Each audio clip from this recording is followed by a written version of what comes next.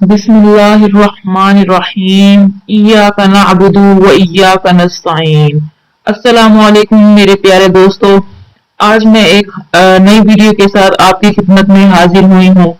हजरत मरियम अलैहिस्सलाम की कहानी कुरान के मुताबिक क्या है।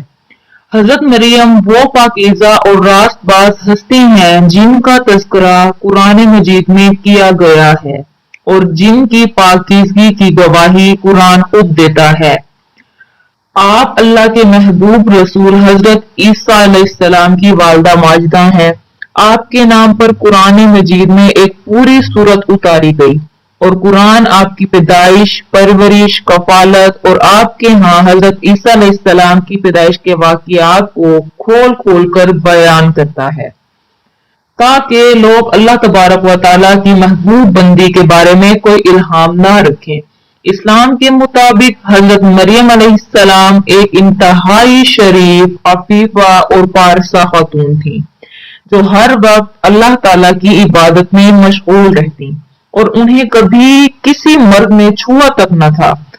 उनके बगैर किसी जिनसी ताल्लुक का हामला होना अल्लाह ताला का एक बहुत ही बड़ा मौजज़ा है।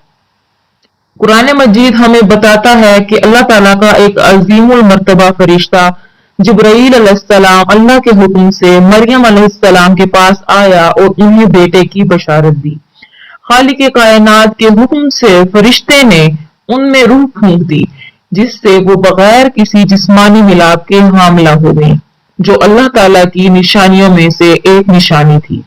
जबकि कुरान में अल्लाह ताला रूह को अपना हुक्म बयान करते हैं।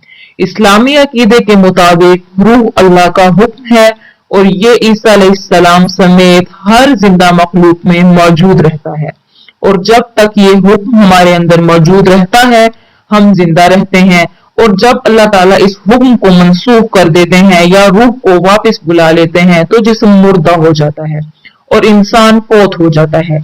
ये रूह कायनात की हर जिंदा शय में तब तक मौजूद रहती है जब तक कि खालिक कायनात इसे जिंदा रखना चाहे।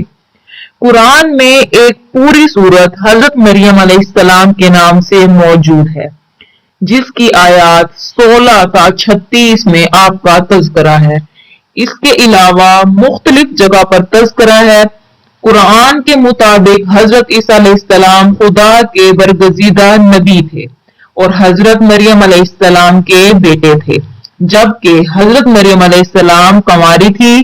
कुरान ने हजरत मरियम अलैहिस्सलाम की पाकीज़गी की गवाही दी है।